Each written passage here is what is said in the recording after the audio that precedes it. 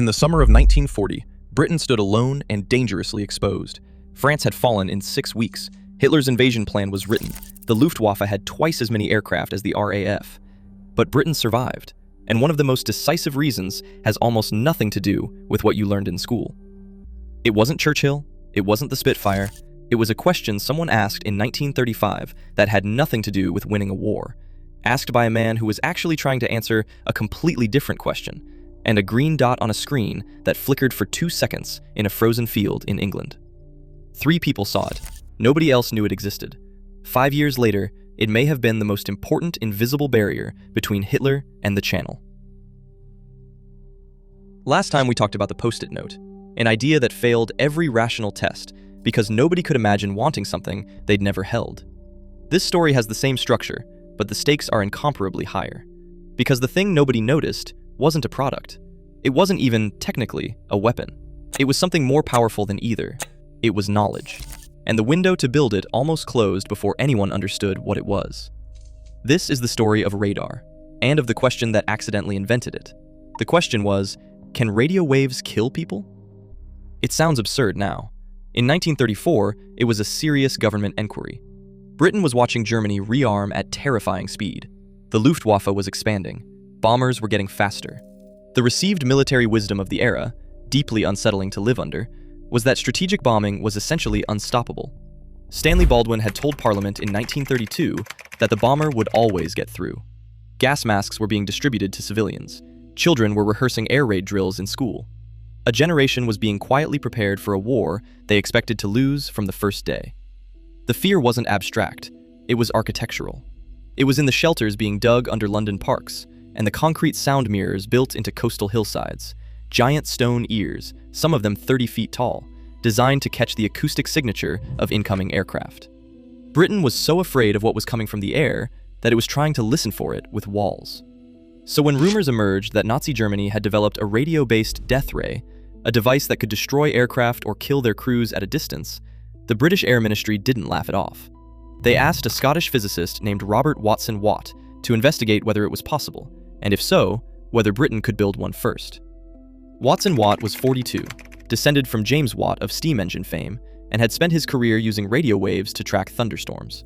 He was methodical, slightly eccentric, and unusually good at quickly grasping what physics would and wouldn't permit.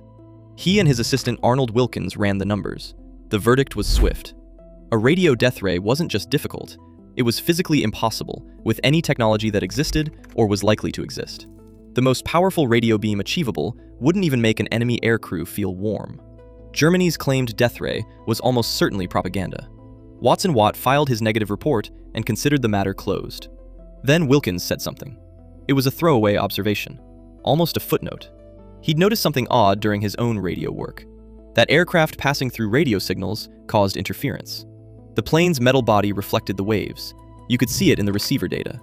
It was usually treated as a nuisance, something to be filtered out. But what if you didn't filter it out? What if the reflection was the point? Watson Watt understood immediately. If you could detect the reflection, measure its timing, its direction, its strength, you could know where an aircraft was. Not after it arrived, before. You could see it coming across the channel while it was still over France. I want to sit with that for a second, because that pivot, from death ray to detection, from offense to intelligence, happened in a conversation.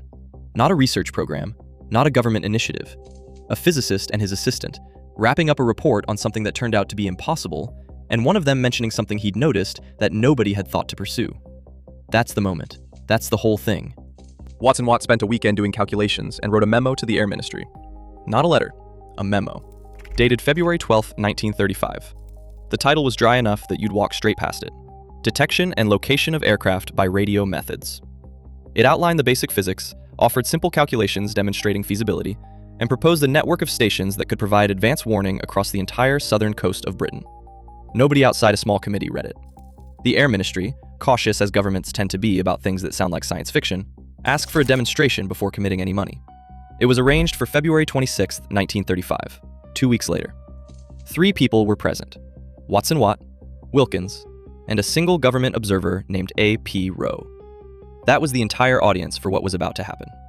They set up 2 receiving antennas in a field near Daventry, about 6 miles from a BBC shortwave transmitter. The antennas were tuned to cancel out any signal traveling directly from the BBC station. Only signals arriving from other angles would register. An RAF bomber flew circuits around the site. The pilot had no idea what the test was for. Watson, Watt, and Wilkins watched a cathode ray tube. As the bomber passed, a green spot on the screen appeared, grew, and faded. They had seen the aircraft by its electronic echo. Watson Watt later recalled thinking in that moment that Britain was an island once more. I find that thought extraordinary. He understood, in that field, watching a blip on a screen, exactly what he'd just done. An island is defensible in a way a continental nation isn't. Britain had always relied on the Channel as its moat. Now the moat had extended, not in miles, but in minutes. They could see the enemy before the enemy crossed the water. Funding followed almost immediately. Watson Watt sent Wilkins and a small team to continue research at an isolated peninsula on the Suffolk coast called Orford Ness, deliberately chosen because work could proceed without attracting notice. By June 1935, they were detecting aircraft at 16 miles. By the end of the year, 60 miles. At that point, the government canceled all competing aircraft detection programs, including the sound mirrors, those vast concrete ears that now stand empty on the Kent coastline, facing a threat that never came the way anyone expected, and threw everything behind radar. 60 miles sounds abstract. What it meant operationally was this. German aircraft crossing the French coast would be visible to British radar operators while they were still assembling over France, still climbing to altitude, still forming into their attack formations. The defenders would have roughly 20 minutes warning. In an era when scrambling a fighter squadron and getting it to altitude took 14 to 16 minutes, 20 minutes was everything. Without those 20 minutes, none of the rest of it works. By 1938, the first chain-home radar stations were operational along Britain's eastern coast. By September 1939, 21 stations formed an unbroken chain of electronic vision from Scotland to the southern tip of England. The masts were enormous, up to 360 feet tall, and entirely visible to anyone who looked. The Germans knew they existed. What Germany never fully grasped was what they were connected to. Because the radar masts were only half the system. Watson Watt had identified the information problem early. In 1937, Air Chief Marshal Hugh Dowding watched a test exercise at one of the chain-home stations and heard simulated enemy bombers passing overhead while ground controllers were still trying to direct the intercepting fighters. The pilots were being fed too many reports, often contradictory, arriving faster than they could process. The radar was working. The system around it wasn't. The solution was a communications network elaborate enough to have its own name, the Dowding system. Every chain-home station fed its data to a central filter room, an underground operations center where trained personnel, mostly women from the Women's Auxiliary Air Force, worked around a vast map of Britain and the surrounding coastline. Red markers for incoming German formations, black markers for RAF squadrons. The women moved them in real time using the same long-handled rakes used in casinos to slide chips across tables. From that room, a clear picture assembled itself continuously.